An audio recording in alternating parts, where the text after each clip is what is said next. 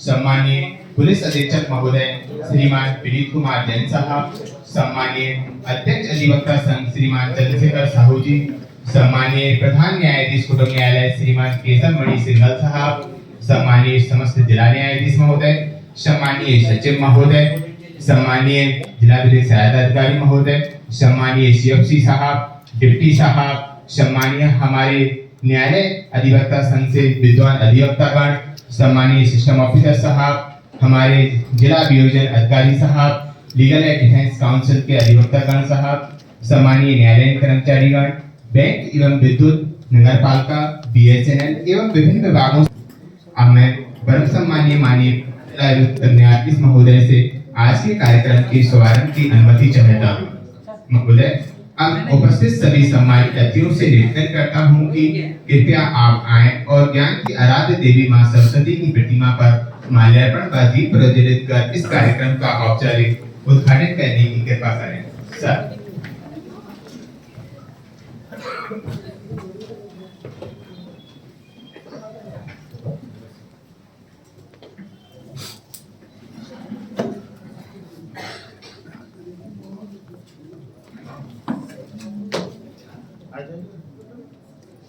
आप लोग भी आ जाइए।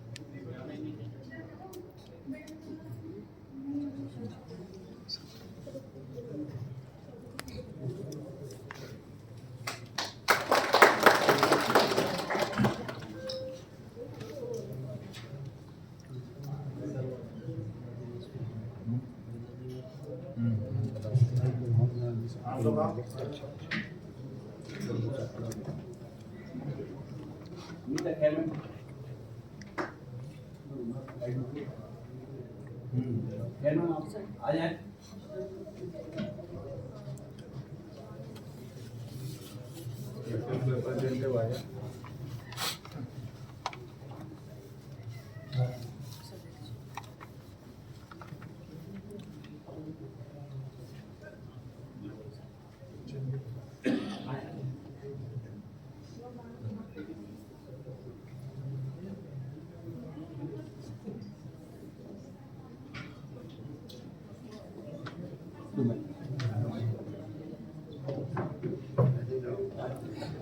महिला दिवस भी है आप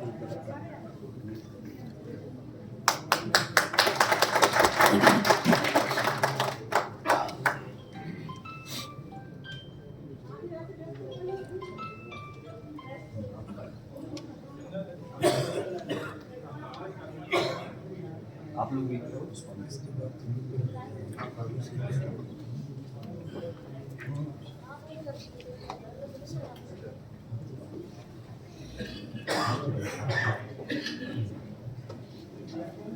दुबई जी डिफेंस से आप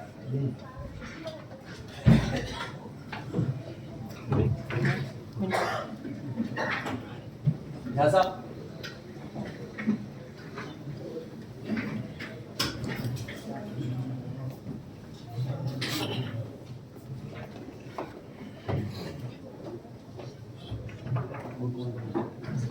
आप लोग आते हैं डीपीओ सर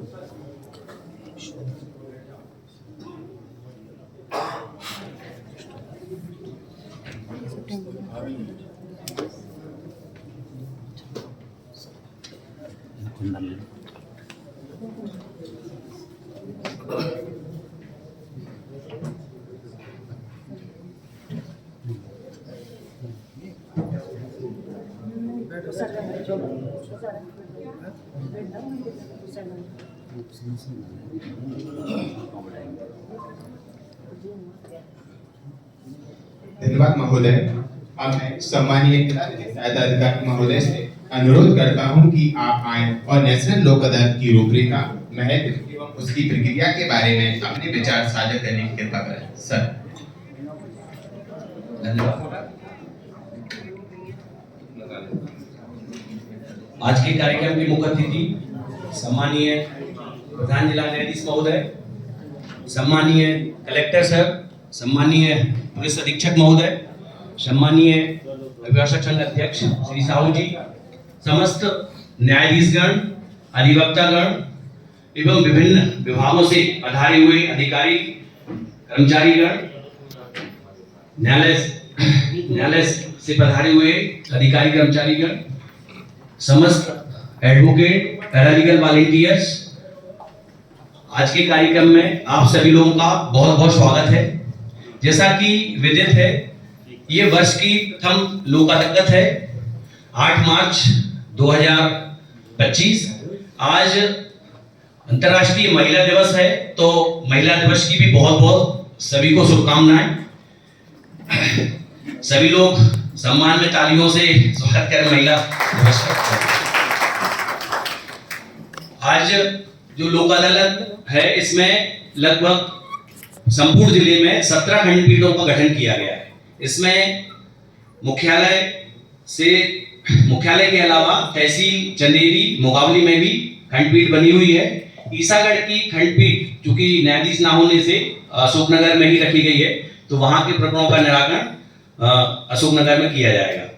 इसके साथ ही साथ विभिन्न विभागों के जो प्री लिटिगेशन प्रकरण भी रखे गए हैं, इनमें लगभग 7000 प्री लिटिगेशन प्रकरण रखे गए हैं, जो विद्युत विभाग से हैं, विभिन्न बैंक से हैं, फाइनेंस कंपनियों के भी हैं।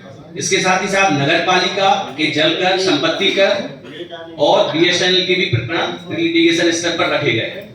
तो आप सभी लोगों से अनुरोध है कि ऐसे जो पक्षकार आते हैं, तो आप उनको सुलह से मामला निपटाने के लिए सभी लोग मोटिवेट करेंगे।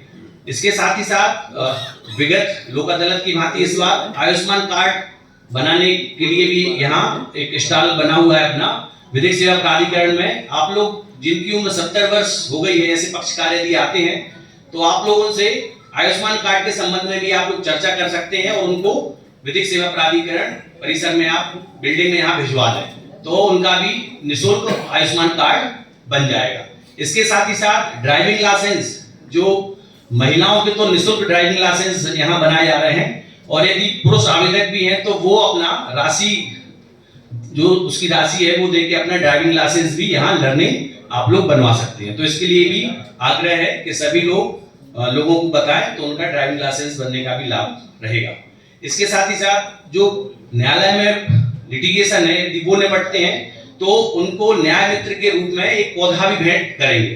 तो समस्त सम्मानीय खंडपीठ के न्यायाधीशगण से अनुरोध है कि जिनका मामला निपटे, तो उनको आप एक पर्ची के माध्यम से तो यहाँ से उनको पेड़ वितरित किए जाएंगे। तो ये सारी जानकारी थी मैंने आपको दी है। तो अधिक से अधिक प्रकरणों के निराकरण में सब लोगों की सहयोगात्मक भूमिका रहेगी। इतना कह के मैं अपनी वाणी को विराम देता हूँ। धन्यवाद। धन्यवाद।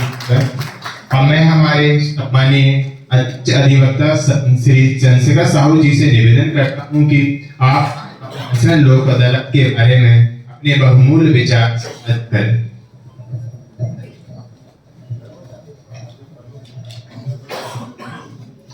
परम श्रद्धेय प्रधान जिला एवं सत्र न्यायाधीश महोदय, जो हमारे संपूर्ण जिले के न्यायालयों को सुचारू रूप से चला रहे हैं,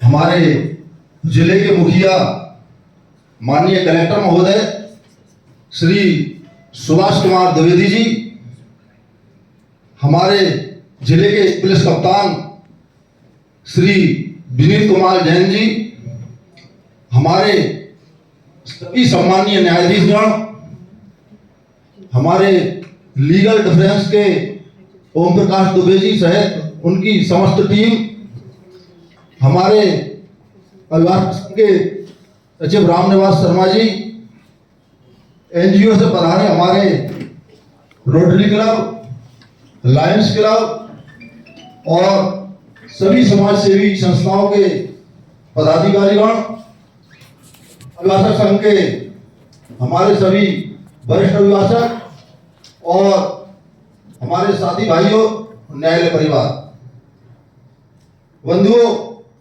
ये वर्ष की प्रथम लोक अदालत है। ये मात्र संपूर्ण मध्य प्रदेश का ऐसा जिला है जहां पर लोक अदालत को उत्सव की तरह मनाया जाता है।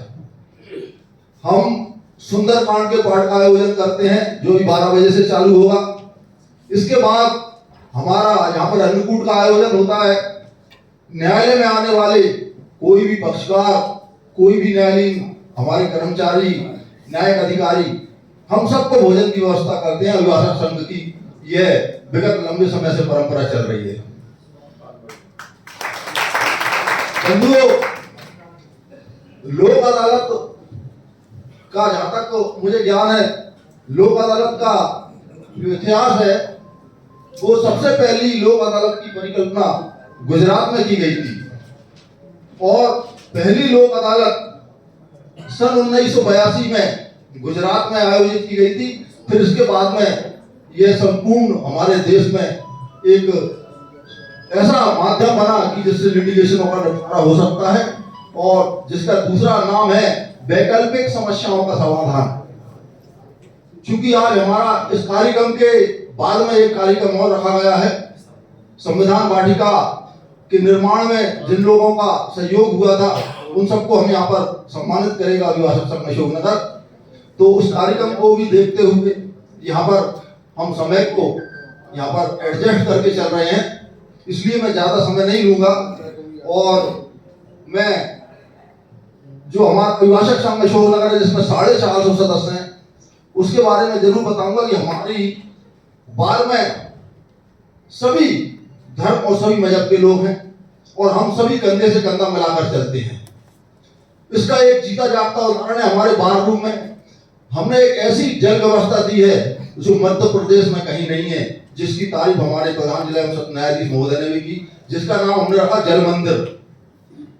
अमूमन हमने देखा कि जल मंदिर में जब पानी पीने जाते हैं वहां पर लोग गंदगी कर देते हैं, लेकिन हमारे जल मंदिर में सब पानी पीने जाते हैं। यहाँ पर हिंदू, मुस्लिम, सिख, ईसाई सभी धर्म के मजहब के फोटो हैं, वहां पर जाते हैं और श्रद्धा के साथ पानी पीते हैं।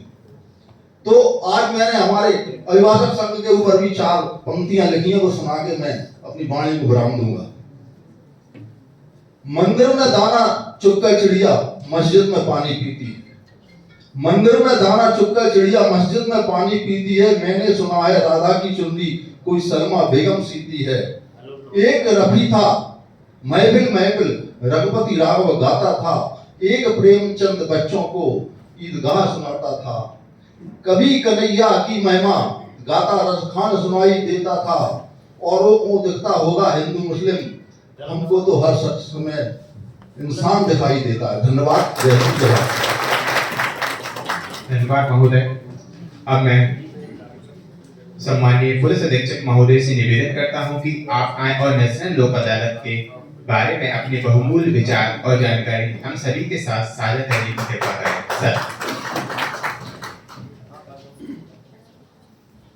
वर्ष की प्रथम लोक अदालत के शुभारंभ के अवसर पर उपस्थित श्री पीसीआर सर, जिला एवं सत्र न्यायाधीश अशोकनगर, श्री सुभाष द्विवेदी जी, कलेक्टर अशोकनगर, चंद्रशेखर साहू जी, जिला अभिभाषक संघ के अध्यक्ष, अन्य सभी वरिष्ठ न्यायाधीशगण, अन्य सभी अधिवक्तागण, स्वयंसेवी संगठनों के सभी पदाधिकारीगण, सस्ता न्याय, सुलभ न्याय और शीघ्र न्याय उपलब्ध कराने की अवधारणा से ये लोक अदालत का कॉन्सेप्ट शुरू किया गया माननीय सर्वोच्च न्यायालय के द्वारा।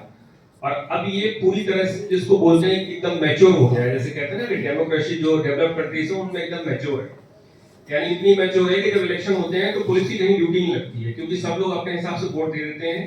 उसी स्टेज पे अब लोक अदालत आ गई है कि सबको ये समझ आ गई है कि इससे अच्छा कोई फोरम नहीं है जहां पे आप अपनी जो समस्याएं हैं उनको जल्दी से जल्दी कम समय में कम खर्चे में निराकृत करा सकते हैं। इस कारण से पिछली बार यहाँ पे शायद 500 से ज्यादा मामले निराकृत हुए थे, और जिस तरह से तैयारी यहाँ माननीय डीजे साहब ने और सभी न्यायाधीश गणों ने और सभी अधिवक्ता गणों ने की है, उससे मुझे ऐसा लगता है कि इस बार 1000 मामले निराकृत होने की पूरी संभावना है। मैंने इसमें डीजे साहब से बात की थी जब लोक अदालत के समन्स वगैरह शामिल कराने की बात हो रही थी कि जो समरी ट्रायल के ऐसे मामले हैं जिनमें लोग जुर्माना करने के लिए स्वीकार तैयार, जैसे 13 जो एक्ट के मामले हैं, 4 कासठ एक्ट के मामले हैं, 34 एक्साइज एक्ट के मामले हैं, जो बहुत छोटे हैं जिनमें जुर्माना ही होना है, लेकिन वो कई बार पुलिस की ढिलाई के कारण कई बार लोग बाहर मजदूरी करने किसी काम में व्यस्त हो जाते हैं, उसके कारण नहीं हो पा रहे हैं। तो उनको भी अगर इसमें कंसीडर कर लिया जाए तो जो कोर्ट का बर्डन है वो भी कम हो जाएगा, और जो मामले अनावश्यक पेंडिंग पड़े रहते हैं जिनमें कई बार ऐसा लगता है कि 5 साल हो गए इनकी ट्रायल नहीं हो रही है, अब इनको वापस ले लिया जाए, तो उसकी भी जरूरत नहीं पड़ेगी। तो मेरा ये रिक्वेस्ट है डीजी साहब से कि अगर ये संभव हो तो ऐसे मामलों को भी इसमें शामिल कर लिया जाए जिनमें स्वेच्छा से आदमी अपना जुर्म स्वीकार करने की तैयार है।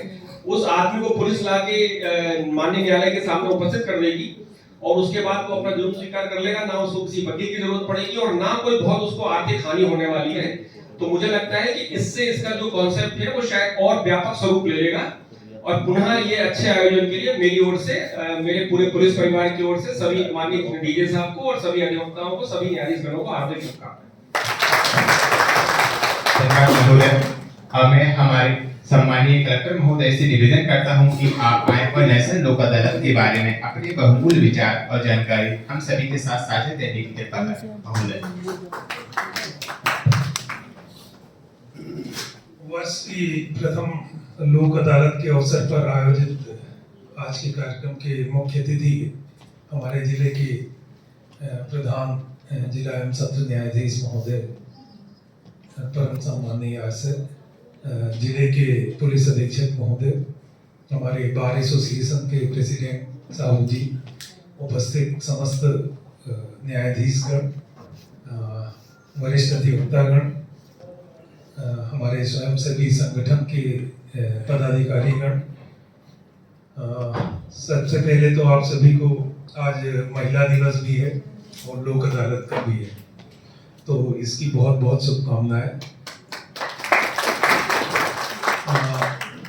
मुझे याद है कि अभी 3 महीने पहले भी जो 2024 की अंतिम लोक अदालत हुई थी और उसमें 500 से अधिक प्रकरणों का निराकरण आप लोगों की मेहनत से और आप लोगों के प्रयास से हुआ था।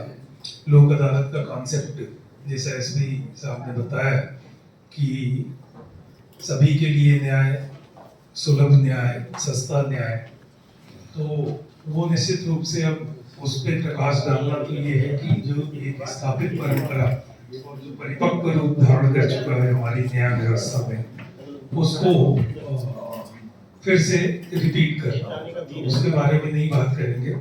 सिर्फ इतना ही कह सकते हैं कि एक टीम के रूप में सभी लोग काम करके और हम ये जो लिटिगेशंस के जो क्वांटम है उसकी संख्या कम कर सकते हैं, तो इससे दोनों तीनों तरीके से फायदा होगा। लोगों को तो राहत मिलेगी और एक क्वालिटेटिव न्याय, जस्टिस, क्योंकि जितना कम बोझ रहेगा उतना अच्छे तरीके से न्याय प्रदान कर पाएंगे। तो हमको निश्चित रूप से इसमें काफ़ी मेहनत करके और अच्छे परिणाम ले आने का प्रयास करना है। थोड़ा सा और इसको बढ़ाते जाना है जिससे कि केसेस निराकृत हों। हमारे स्तर पे जो भी हमसे सहयोग बन पड़ेगा प्रशासन की ओर से, जैसे आयुष्मान कार्ड बन रहा है, यदि अगली बार सर से बात करके मैं हेल्थ कैंप की भी प्लानिंग कर लूँगा, और भी जो चीज़ें हैं जो लोगों को राहत देती हैं और जिससे एक आकर्षण होगा इन उसके प्रति, तो जो भी अलाउड होगा इन अदालतों में वो हम इसको पूरी तरीके से प्रशासन की ओर मदद करेंगे। आप सभी को आज के अच्छे रिजल्ट के लिए बहुत बहुत शुभकामनाएं। धन्यवाद।